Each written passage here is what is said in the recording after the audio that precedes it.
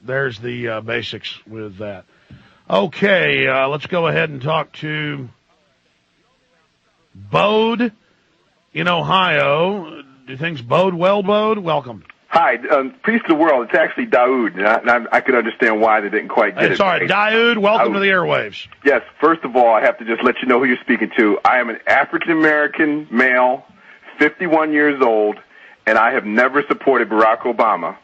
And I am catching a lot of flack from both white and blacks out here in Columbus, Ohio. I bet the whites are really arrogant and on power trips because they go, I'm not racist, you are. You don't like him. What is so amazing is when I ask them any questions about what they know about him, no one knows anything. Everybody's wearing T-shirts.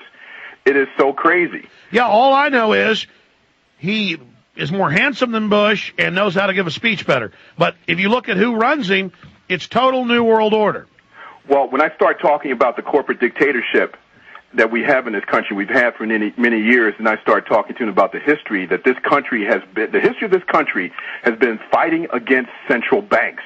That's it. And I break out so many different historical facts, and then people start, really? And I said, do you understand why Lincoln was assassinated? Do you understand why Andrew Jackson was attempted to be assassinated? It Kennedy. all had to do with the central bankers. Exactly. That's it, because if you control the issuance of money, you're king dog. That's it. It doesn't matter what anybody does. There are two quotes which I throw out, and people listen to me after I throw them out, and one is a Financial Times, Times of London editorial from 1863, which came out right after Lincoln decided to print greenbacks, and they talk about the directness of the New World Order. And it reads, I'm going to try to read this real quickly. If this mischievous financial policy, meaning a government actually controlling its own currency, which has its origin in North America, shall become enduring down to a fixture, then that government will furnish its own money without cost. It will pay off debts and be without debt. It will have all the money necessary to carry on its commerce. It will become prosperous without precedent in the history of the world. The brains and wealth of all countries will go to North America. That country must be destroyed, or it will destroy every monarchy on the globe. And that's from the Times of London from 1863. It was in response to Lincoln printing greenbacks. I know. In fact, I even sent off years ago when I was making a banking documentary, I never finished, for the real, Times of London. And that was really in there. And the banking associations here were saying that. And that's why Burr, went out and killed Alexander Hamilton, because he was trying to push that through. Absolutely. Absolutely. Our whole country, our whole world is run by these people, and Obama is literally their man. He is such a puppet. It is unbelievable. And it just really hurts me, because as a black man growing up here in the United States of America, you get a lot of messages that try to tell you and convince you that you're not a full-fledged citizen of the United States. And I could tell you, even I come from a large family. I have 8 sisters and 3 brothers who are living. And I never accepted any of those messages. Tell you what, stay there. I'm going to go to news. Can you hold over? You can hold over, right? Yes. I want to come back and hear this. Stay with us. I'm Alex Jones, Infowars.com and PrisonPlanet.com are the websites.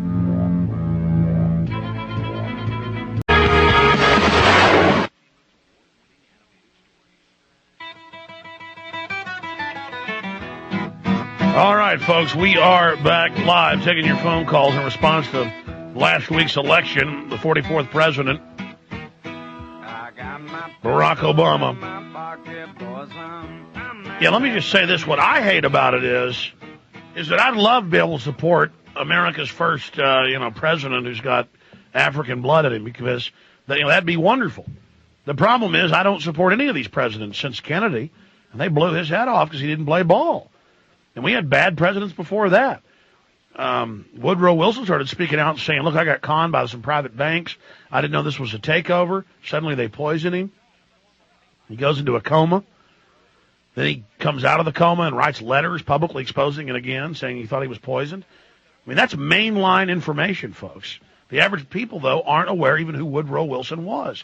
He was our president back in 1913 when we got the private Federal Reserve, when we got the income tax. And you can read all the documents of the bankers, books they wrote, things they say. They're doing it now, and it's so painful because it is positive that people are getting along better. That a lot of people, I've talked to a lot of black folks that I know, are saying, yeah, man, I understand that Barack Obama is owned by the very same people and, quote, owned by the man, but, at least it says that a whole bunch of white folks voted for a black guy. And so there is that good news. But let me tell you something. Here's the bad news. When they are done with Barack Obama, they're going to blame everything on him, just like George Bush. It's birdcage liner. They come in with a honeymoon. They get a bunch done. The New World Order bird soils everything, and then the birdcage liner gets blamed. They pull that out and stick a new one in. Let me tell you, for folks watching here locally in Austin on television on Channel 10, you see this right here? Barack Obama, that's just birdcage liner. They're just going to place him up in there. And the bird, that's the New World Order, is going to do his business. Why don't we talk about the bird, the creature that's doing this?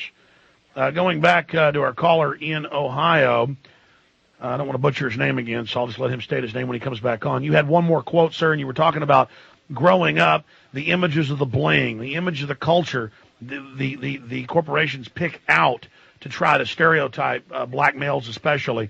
I mean, I'm putting words in your mouth, but you were about to get to that, versus what reality is and how you didn't listen to the propaganda, and then you were going to continue. Go ahead. Exactly, Alex. I was really fortunate, growing up in Newark, New Jersey. I grew up in the East, and my teachers that we had all the way through were exceptional, and they really made sure we all were educated. Even the dumbest guy in my class would be an A student today. And they cared about education, and that was really out of the Eisenhower mold. Eisenhower was such a key in all the things that happened for all of us going through the 60s. And just even within my family, though, I've just been an oddity because I just never understood why other people, my own family, saw things so differently to me, because I really did believe the things that we were taught about being a United States citizen all the way through. And I never thought I'd live to see the day that Russia would be telling my government not to start a war, meaning the Iraq War, and they were absolutely right.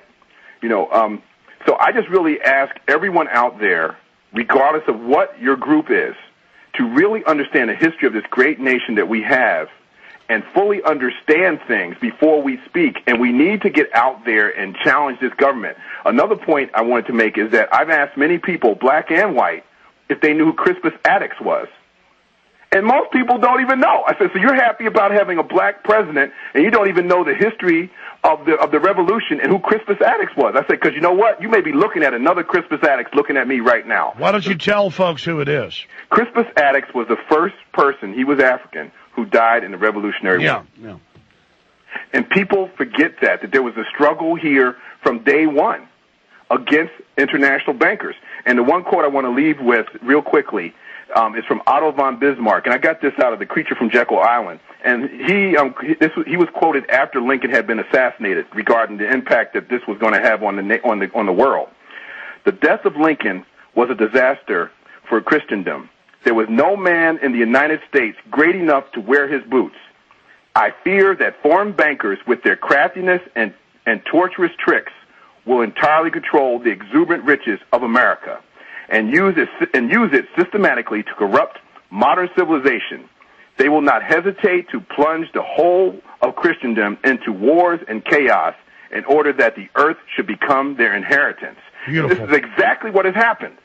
No, I mean, exactly. And back then, people even knew who the enemy was, and we couldn't beat them. Now the public doesn't even know and laughs at bankers while they're openly setting up world government run by them, and we're going to have to buy carbon taxes from them. I appreciate your call, sir. Thanks a lot, Alex. Peace to the world. You bet. Yeah, the guy's a great speaker. He needs a radio show. He does. I love that tone of voice and the way he was speaking. I just like it. Look at this. Look at this right here. This is out of Newsweek, and it's a cartoon. We'll show a close-up of this, Trey. I'll give this to you for the TV shows. We can put it on. And it says the Constitution, Bill of Rights. It's a piece of paper, and Barack Obama is piecing it together with tape and fixing it after Bush Cheney. Folks, Barack Obama, out of the gates, is saying, Patriot Act, warrantless spying, more wars, letting the bankers take over. I just can't handle it anymore.